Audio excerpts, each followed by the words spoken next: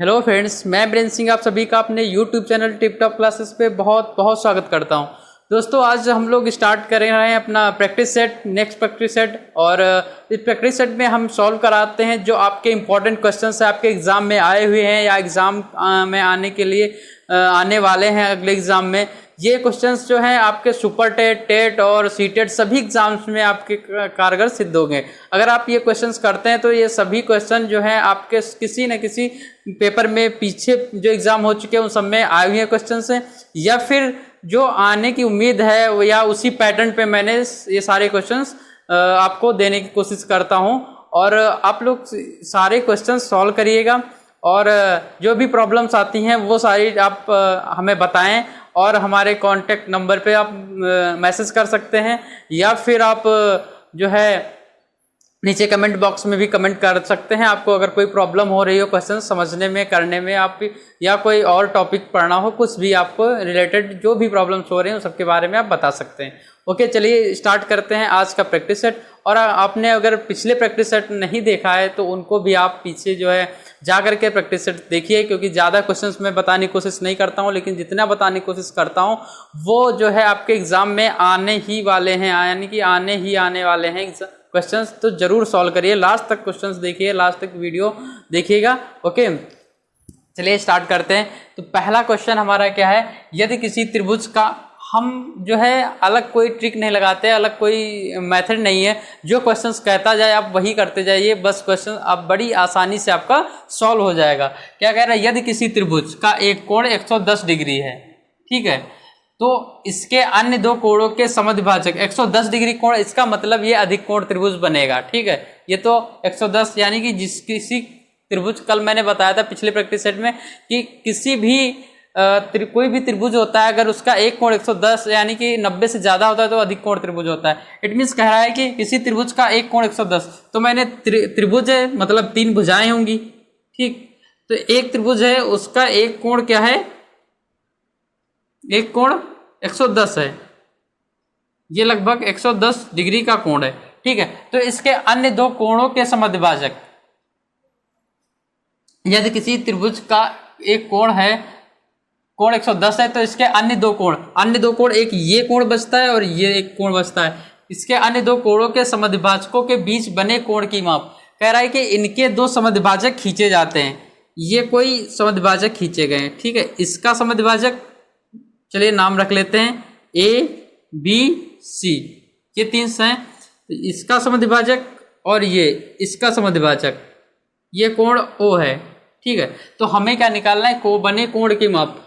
इसके अन्य दो कोण, एक ये कोण हो गया, एक ये कोण हो गया, दोनों के समद्विभाजक खींचे गए, और जहां पर ये आपस में मिल रहे हैं ये, ठीक है, तो ये कोण कितने का होगा, ये कोण, यानी कि हमें कोण ए ओ सी ज्ञात करना है। ठीक है, तो आप जानते हैं समद्विबाहु कौन सा है, समद्विबाहु त्रिभुज। ठीक, समद्विबाहु त्रिभुज में क्या होता है कि ये भुजाएं बराबर होती हैं और ये कोण आपस में बराबर होते हैं, वो क्या कहलाते हैं, समद्विबाहु त्रिभुज। ठीक है, तो ये कोण अगर 110 का है, और आप जानते हैं त्रिभुज के तीनों कोणों का योग कितना होता है, 180, तो कोण ए प्लस कोण बी प्लस कोण सी बराबर 180 हो गया। तो कोण ए और कोण बी कितना हो जाएगा, मान लिया x है तो दोनों बराबर है ना, तो ये x है तो ये भी x होगा। कोण बी की वैल्यू हमें 110 दी थी, तो ये c की वैल्यू x इक्वल टू 180। ठीक है, तो 2x इक्वल टू 180 माइनस 110, तो 2x बराबर 100 कितना हो जाएगा, 70 हो जाएगा केवल। तो x इक्वल टू 35 यहाँ पर हो जाएगा। इसका मतलब ये कोण 35 है, ये कोण 35 है, और ये कोण कितना है, 35। ठीक है, लेकिन हमें कौन सा कोण पता होना चाहिए, ये कोण पता होना चाहिए और ये कोण पता होना चाहिए, तो ये निकल आएगा कौन से, त्रिभुज के तीनों कोणों का योग 180 डिग्री होता है। तो अगर ये पूरा कोण 35 है तो ये समद्विबाहु है, इसका मतलब ये आधा करता है, तो ये क्या होगा, 35 का आधा। ये कितना कोण होगा, 35 का आधा। तो ये कोण कितना होगा, ये भी क्या होगा, 35 का आधा। ठीक, तो हाफ कोण ए प्लस हाफ कोण सी प्लस, ठीक है, क्या होगा, AOC, कोण AOC बराबर कितना होगा, 180 डिग्री। ठीक, कोण AOC equal to 180 degree. Half कोण है कितना, ये कितना दिया गया आपको, हाफ कोण A प्लस कोण B कितना हो जाएगा, कोण A प्लस कोण C बटे 2 प्लस कोण AOC इक्वल टू 180 डिग्री। ठीक है, अब जानते हैं ये कोण और ये कोण, कोण हाफ कोण A और कोण C, कोण A और कोण C कितना है, 35 35 70, 70 का आधा करोगे क्या हो जाएगा, 35 प्लस कोण AOC equal to 180 degree.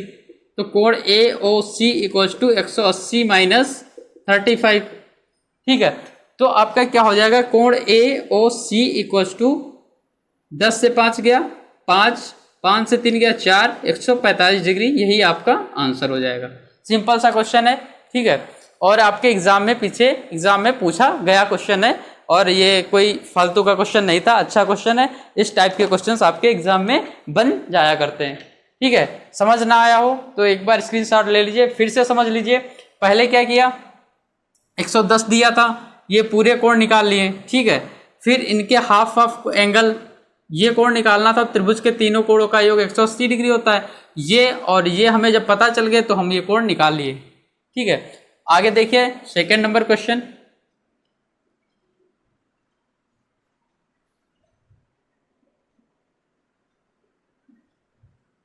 Second number question क्या है कि 13 का स्क्वायर माइनस 5 का स्क्वायर की whole power 3/2 equal to 6 cube into A है, तो A की वैल्यू हमें निकालनी है।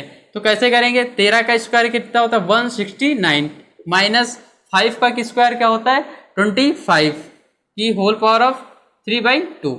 ठीक है, इक्वल टू 6 क्यूब A ये होता है। फिर आप देखें कि 169 क्या होता है, 169 माइनस 25 क्या हो जाएगा, 144 की power 3/2 equal to 6 cube A।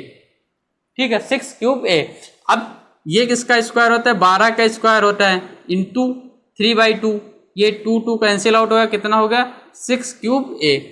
अब आगे क्या करते हैं, 12 का होल क्यूब, ठीक है, इक्वल टू 6 का होल क्यूब इंटू A, या लिख सकते हैं 12 गुणे 12 बराबर A अपॉन 6 इंटू 6 इंटू 6, 6 दूनी 12, 6 दूनी 12, 6 दूना 12, 2 दूनी 4 दूनी 8, एक की वैल्यू कितनी आ गई 8। ये आंसर है। ये सारे क्वेश्चंस जो मैं बता रहा हूँ, सारे के सारे क्वेश्चंस आपके एग्जाम के लिए इंपॉर्टेंट है, बहुत अच्छे से देखिएगा। ठीक है, ये दूसरा क्वेश्चन हो गया। अब थर्ड क्वेश्चन क्या है, थर्ड क्वेश्चन हमारा सर्ड्स का है। सर्ड्स मीन्स करंडी, करंडी का क्वेश्चन दिया गया है। तो ये भी क्वेश्चन आपके एग्जाम में पूछा गया है। तो ये कैसे करते हैं, रूट दिख रहे हैं आपको, बड़ा यानी कि बहुत कठिन सवाल लग रहा है, लेकिन बिल्कुल सिंपल सा है। एक एक रूट हटाते जाइए, बस सिंपल सा क्वेश्चन बनता जाएगा।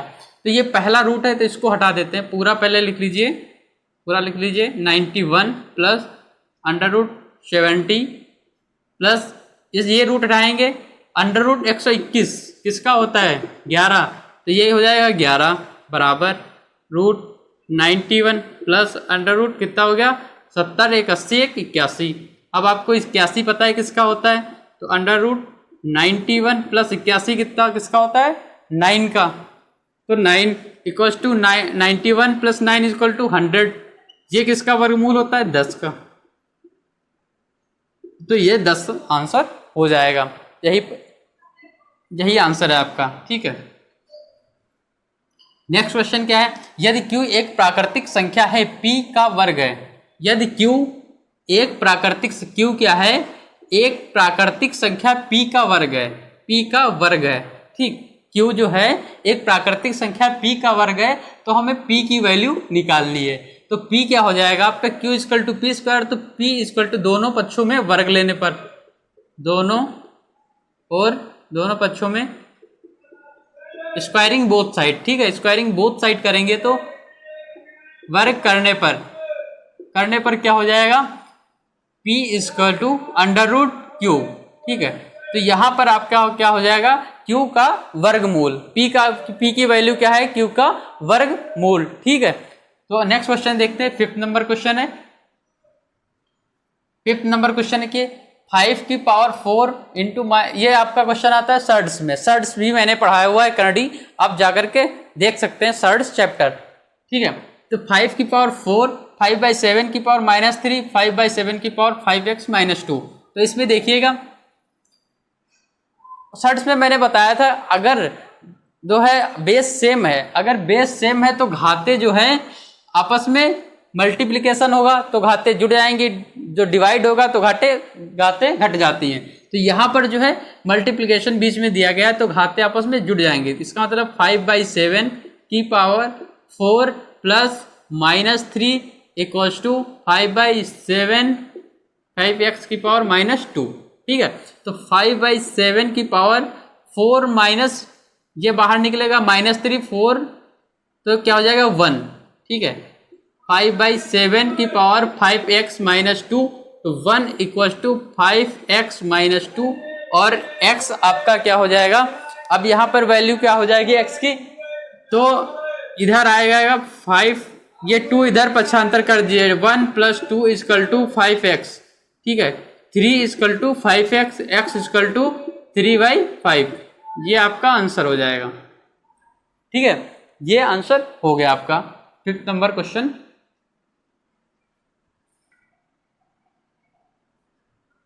अगला क्वेश्चन है कि एक दुकानदार ने अपने सामान की कीमतों में 10% की कमी कर दी। एक दुकानदार है, उसने क्या किया, कोई भी चीज बेच रहा था उसमें 10% की कमी कर दी। ठीक है, कमी कब कर दी कि सामान की नई कीमत क्या होगी, कोई सामान था दुकानदार के पास, वो जो जितने में बेच रहा था उसमें क्या कर दिया, 10% की कमी कर दी। तो उसके बाद उस सामान की नई कीमत क्या आई, और वो सामान पहले कितने में बेच रहा था, 500 रुपये में पहले बेच रहा था। ठीक है, 500 रुपये में बेच रहा था।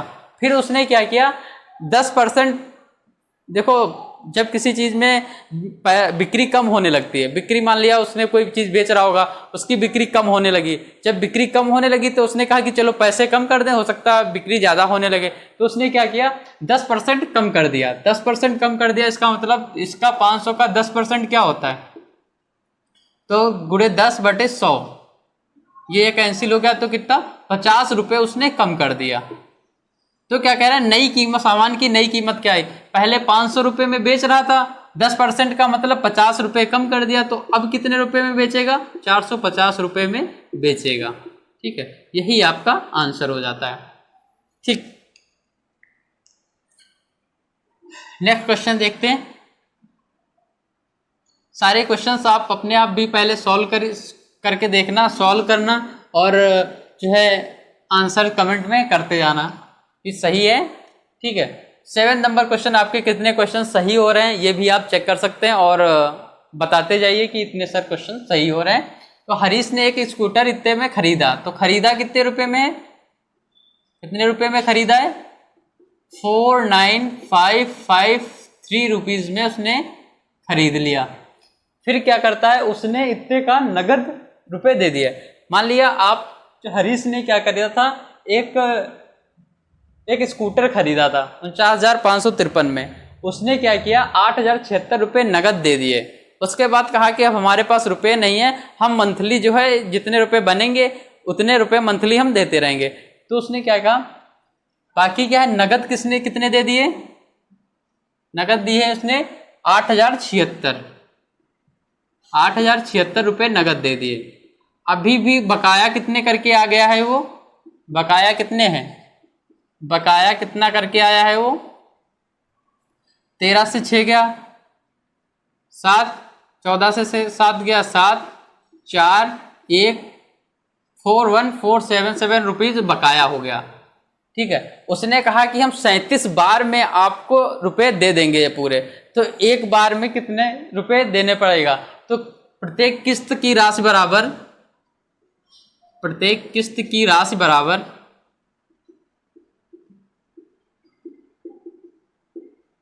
41,477/37।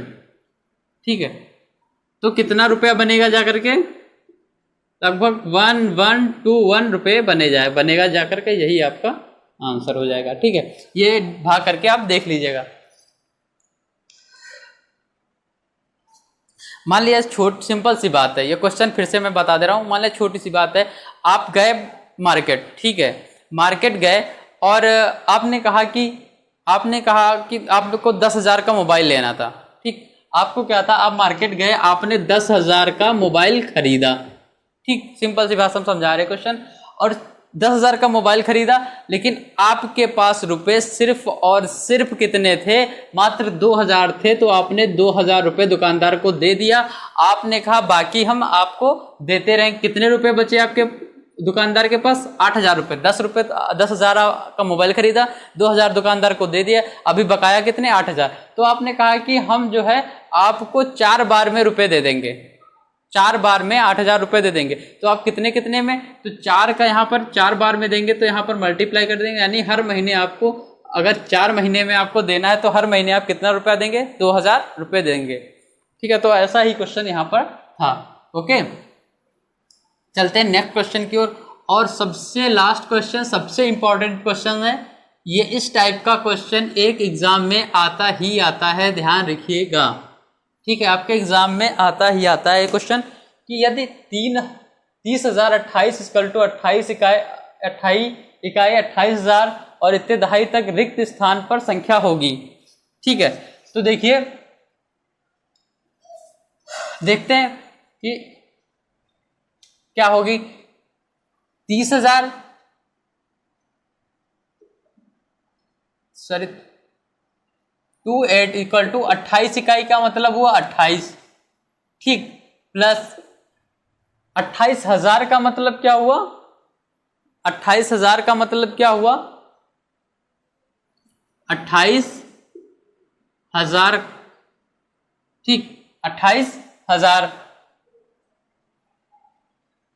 तो आप ध्यान रखिए, फिर आपका क्या आता है? दहाई। 28,000 के बाद क्या आया आपका? दहाई में आया। तो देख रहे हैं 28, यहां पर क्या है? इकाई में क्या है? ये इकाई लिख देते हैं 28। ठीक है, प्लस 28,000 को क्या लिखेंगे? 28,000। ठीक है, प्लस मान लिया ये डॉट की जगह पर हम क्या लिखें? रिक्त स्थान भरना है। डॉट की जब x दहाई मैंने ले लिया, x दहाई। दहाई का मतलब 10 होता है। ठीक है, दहाई का मतलब 10, यानी दहाई की जगह पर हम इंटू 10 भी कर सकते हैं। ठीक है, 10 इंटू 10 भी कर सकते हैं। तो यहाँ क्या हुआ? 30,028 इक्वल्स टू, ये क्या हो जाएगा? 28,028 प्लस 10x भी कर सकते हैं। ठीक, 10x भी कर सकते हैं। दहाई का मतलब क्या होता है? 10 होता है। इकाई का मतलब 1, दहाई का मतलब 10, सैकड़ा का मतलब 100। ठीक है, 1000 का मतलब 1,000,000। ठीक है, ऐसे करके होता है। तो यहाँ दहाई की जगह मैंने 10 लिख लिया, तो 10x हो गया। अब इसको पक्षांतर कर लीजिए, तो 30,028 माइनस 28,028 इक्वल्स टू 10x। ठीक है, तो यहाँ पर इसको घटा लीजिए, तो क्या हो जाएगा? इससे घटाइए, इसको 0, ये 0, फिर ये, और 28 2 30, 2,000। ठीक है, 2,000 इक्वल टू 10x, इतना आएगा आपका। ठीक है, 2,000 इक्वल्स टू 10x। ठीक है, तो 0 0 कैंसिल हो गया, तो x की वैल्यू कितनी आ जाएगी? 200। तो यहां पर आप क्या लिखेंगे? 200 रिक्त स्थान की जगह क्या भर जाएगा? 200 दहाई। 200 दहाई रिक्त स्थान की जगह भर जाएगा, तो यही आपका 200 आंसर हो जाएगा। ठीक, ध्यान रखिएगा, इस टाइप का क्वेश्चन बहुत एग्जाम में आता है। और इस प्रकार हमारे सारे इंपॉर्टेंट क्वेश्चन जो मैंने आज लिए थे वो सारे कंप्लीट हो गए। और इनको ज़रूर से ज़रूर करिए, इनकी प्रैक्टिस करिए, ऐसे ही क्वेश्चन और सॉल्व करने की कोशिश करिए। दिक्कत कोई लग रही हो तो आप हमें बताइए, और ज़्यादा से ज़्यादा इसको शेयर करिए, अपने दोस्तों को भी बताइए हमारे बारे में, चैनल के बारे में, हमारे चैनल के बारे में, और भी बंदे जुड़िए। और ज़्यादा से ज़्यादा सब्सक्राइब करिए चैनल को, शेयर करिए video. Okay, thank you class.